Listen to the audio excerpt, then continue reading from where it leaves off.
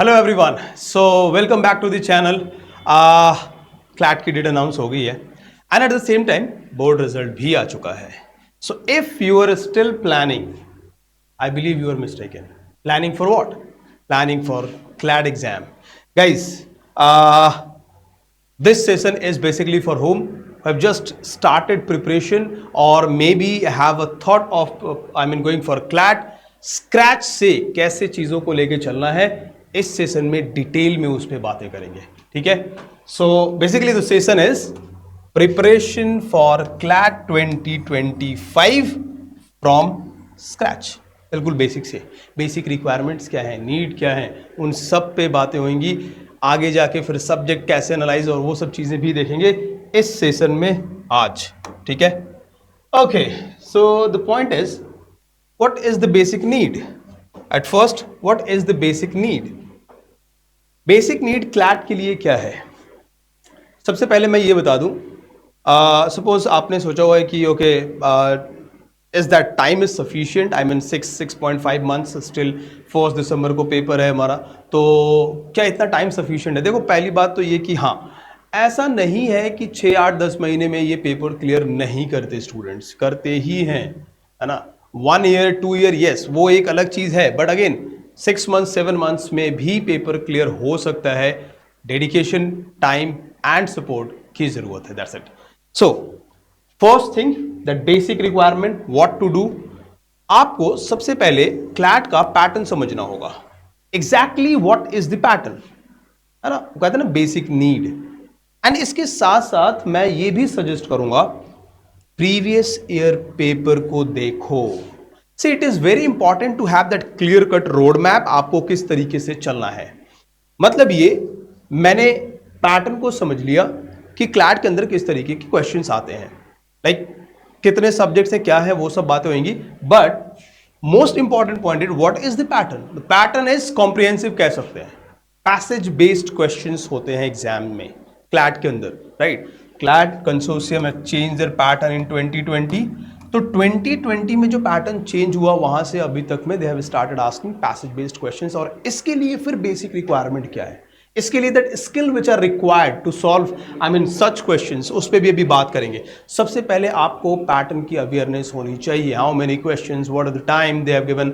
120 question, अभी जो नया चेंज था वो यही था, 120 questions and at the same time 120 minutes. अब इससे हुआ क्या लास्ट ईयर के पेपर में जो 24 दिसंबर में, इससे हुआ ये, there are so many people who are saying paper का स्टैंडर्ड इजी था। देखो, मैं ये नहीं मानता पर्सनली, मतलब ठीक है वो भी एक है ही, बट इतना डिफिकल्ट क्लैट पीछे भी नहीं था, उसके पहले भी। मैं ये मानता हूँ कि टाइम अभी ज़्यादा मिल जाने की वजह से कट ऑफ ऊपर चली गई इस बार, है ना। जहाँ 90, 92 तक में, 95 तक में NLSIU मिल जाता था, अभी 95 तक में टॉप 5 के कॉलेजेस फिल हो गए। So it is again important to check out that cut off part as well। अभी कुछ लोग कहेंगे कि सर अभी कट ऑफ पे क्या बात कर सकते हैं। बिल्कुल सोच सकते हो आप कि हाँ जी, पीछे का ट्रेंड क्या कहता है और कहां तक मुझे लेके जाना है। If I am targeting the tyre 1 NLUs, तो मुझे किधर तक लेके जाना है अपने स्कोर को। उसके लिए ये बहुत इंपॉर्टेंट है कि आप कट ऑफ भी समझो, पैटर्न को समझो। इसके साथ साथ पेपर की एनालिसिस, प्रीवियस ईयर पेपर को देखना बहुत जरूरी है। तभी आप शायद अपने आप को रेडी कर पाओगे कि दिस इज द वे, और इस तरीके से मुझे अपने प्रिपरेशन को लेके जाना है और इन चीजों पे मुझे ध्यान रखना है। Let's talk about that English section. मैं वैसे रैंडम ले रहा हूं, जैसे अगर मैं इंग्लिश सेक्शन की बात करूं, अभी यहां पे ग्रामर बहुत ज्यादा हेवी करने का कोई सेंस नहीं है। You have to be stick to that comprehensive solving questions. अगर मैं अपने सब्जेक्ट की बात करूं, let's talk about that logical reasoning which is actually critical reasoning, not logical reasoning for CLAT.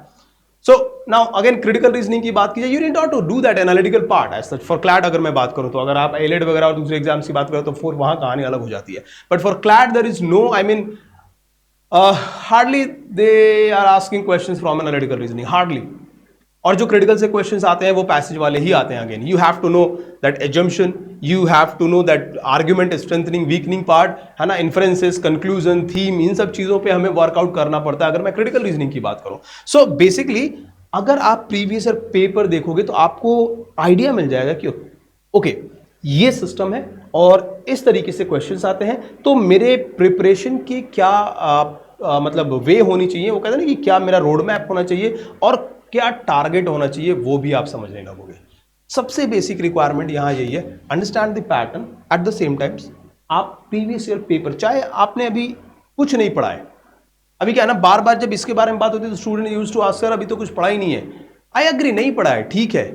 Paper देखने से आइडिया मिलता है कि मुझे कौन से सब्जेक्ट से कौन से टॉपिक्स और किस वे में अपने प्रिपरेशन को रखना है।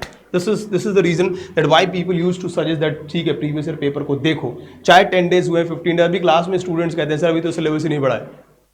क्लास में students use to ask sir अभी सिलेबस हुआ नहीं है previous year, we have started mocks. तो अभी स्टूडेंट्स का आ रहा था कि सर मॉक हमने स्टार्ट कर दिया, मतलब अभी तो सिलेबस करा ही नहीं है कुछ। तो ठीक है, नहीं भी करा है तो अभी ये देख के मैं समझता हूँ, देखो बहुत सिंपल है, बहुत सारी चीज़ें जो है ना क्लैट के पेपर के अंदर की चीज़ें, वो आई मीन एक अगर आपकी इंटरप्रिटेशन स्किल अच्छी है तो वहाँ से बनने लगती है। So at least you'll get that idea, at least you'll get that idea of that paper pattern everything, है ना। इसीलिए जरूरी है कि पेपर का, प्रीवियस ईयर पेपर को देखा जाए।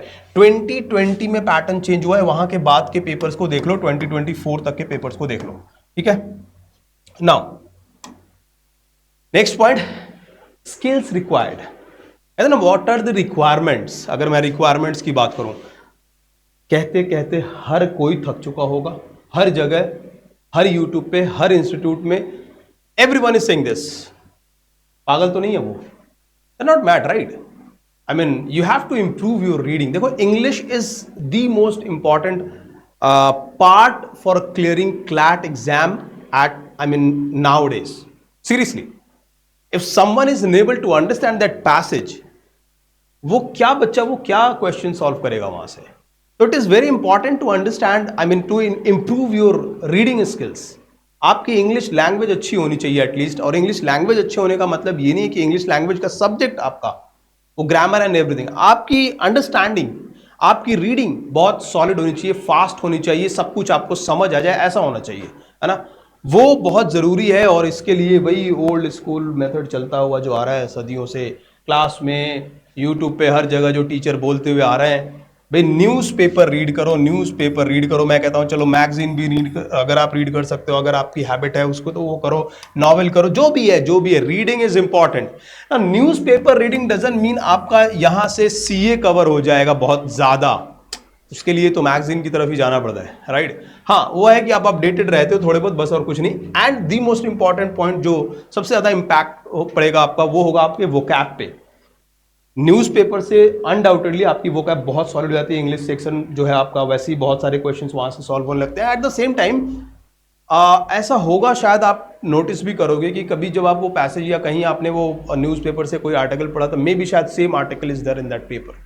एंड सीरियसली ये स्टूडेंट्स ने मुझे कहा है कि ये पैसेज सर मैंने पढ़ा हुआ था न्यूज़पेपर में, और सेम पैसेज अभी पेपर में भी देखने को मिल गया है। दो मेन न्यूज़पेपर हैं, मैं नाम रख देना चाहता हूँ, कंसोर्शियम जहाँ से मेनली अपने पैसेजेस उठाती हैं। एक तो the Hindu and Indian express, है ना, और वहाँ से एडिटोरियल वगैरह पढ़ना इज इंपॉर्टेंट। और नेक्स्ट इसके बाद जो जिस पे मैं बात कर रहा था, इंटरप्रिटेशन स्किल्स। देखो अगर जब आप रीडिंग करते हो ना, रीडिंग जब आप, आई मीन जब भी आप न्यूज़पेपर या कोई आर्टिकल कहीं से आप रीड कर रहे हो, साइड बाय साइड आपको ये भी डेवलप करना है। आपकी डिडक्शंस एबिलिटी जो है ना, वो बहुत सॉलिड होनी चाहिए once again to clear CLAT exam. और मैं सच बताऊं, इसके लिए थोड़ी बहुत आपको गाइडेंस चाहिए, सब्जेक्ट नॉलेज चाहिए। Rest things can be done at your own, you can do these things at your own only, seriously. क्योंकि मुझे ऐसा लगता है अगर आपकी इंटरप्रिटेशन स्किल अच्छी है, किसी की अच्छी है, eight the same time reading is okay, CLAT का 70% काम उसने कर लिया है। अगर उसकी डिडक्शन अच्छी है तो बहुत सिंपल सी बात है। अभी सपोज रिसेंटली किसी ने कहीं कोई एक्टिविटी नोटिस की, लेट्स टॉक अबाउट मैच, कोई भी अभी आईपीएल चल रहा है तो कोई मैच चल रहा था, आपने उस मैच को देख के वहां से क्या डिराइव किया, your deduction part, your deductions are simply interpretations. Interpretation का मतलब ये होता है वहां से आप जो कुछ भी ढूंढ के समझ सकते हो, कंक्लूजन है, इन्फ्रेंस है, जम्पशन है, अगर ऐसा हुआ तो ये नहीं होना चाहिए तो फिर क्या होता, अगर ऐसा हुआ और ये अगर हो जाता तो फिर क्या हुआ, राइट। आर्गुमेंटेशन वाली चीजें इंग्लिश के अंदर there are so many contextual questions वही होते हैं, वो कॉन्टेक्चुअल क्वेश्चंस आप वहां से ढूंढ सकते हो अगर आपकी इंटरप्रिटेशन स्किल अच्छी है। So this is again very much required. मैं स्किल्स पे बात कर रहा हूँ, रिक्वायरमेंट्स पे बातें हो रही हैं कि क्या क्या रिक्वायरमेंट्स हैं। नाउ सब्जेक्ट नॉलेज तो देखो फिर अल्टीमेटली आएगा ही आएगा, कि भाई मुझे सब्जेक्ट को तो पढ़ना ही है, जो वहाँ पे देयर आर 5 सब्जेक्ट्स, वो 5 सब्जेक्ट्स पे आपको कंट्रोल तो चाहिए ही चाहिए। अब इस सब्जेक्ट नॉलेज पे जरा आगे आके बात कर लेते हैं।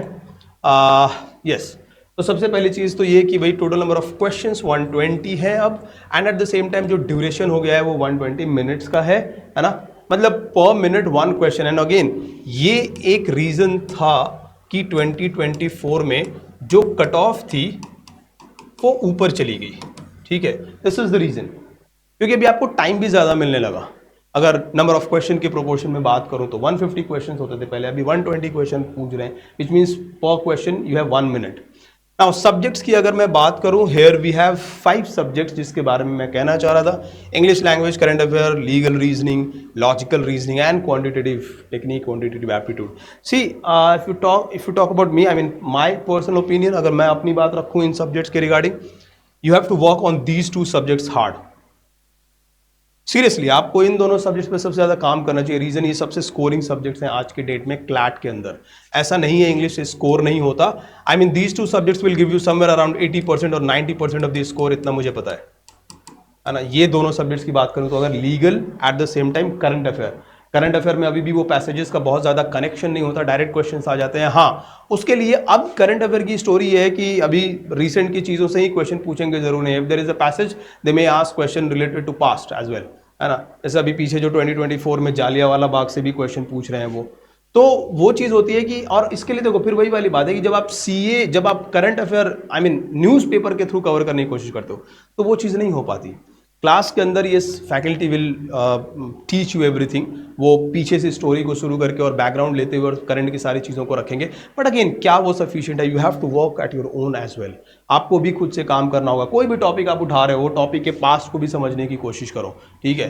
नाउ लीगल हार्डकोर अभी भी सब्जेक्ट नॉलेज पे बेस्ड है, आपको एक केस मिल जाती है और वहाँ से लीगल बेस्ड क्वेश्चंस पूछे जाते हैं। तो इसीलिए मेरा मानना यह है कि ये सबसे स्कोरिंग सब्जेक्ट्स में से हैं, इसमें स्टूडेंट्स को तो डेफिनेटली इन दोनों पे काम करना चाहिए। अब दिक्कत ये आती है कि स्टूडेंट्स कहते हैं सर करंट अफेयर इतना है, कवर कैसे करें? कर सकते हैं, करने वाले कर रहे हैं, स्कोर भी लेके आ रहे हैं।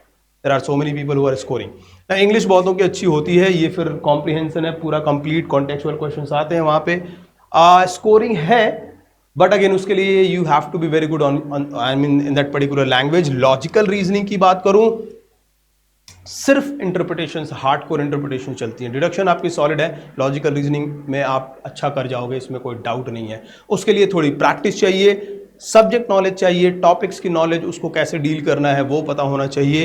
एंड लास्ट, जिसको हर बार क्लैट स्टूडेंट्स अवॉइड करते हैं, क्वांटिटेटिव टेक्निक्स, जिसको आप DI भी बोल सकते हो क्लैट एग्जाम के पॉइंट ऑफ व्यू से। They are asking 12 questions, 6 and 6, I mean total 2 DI and based on 2 days there are 12 questions.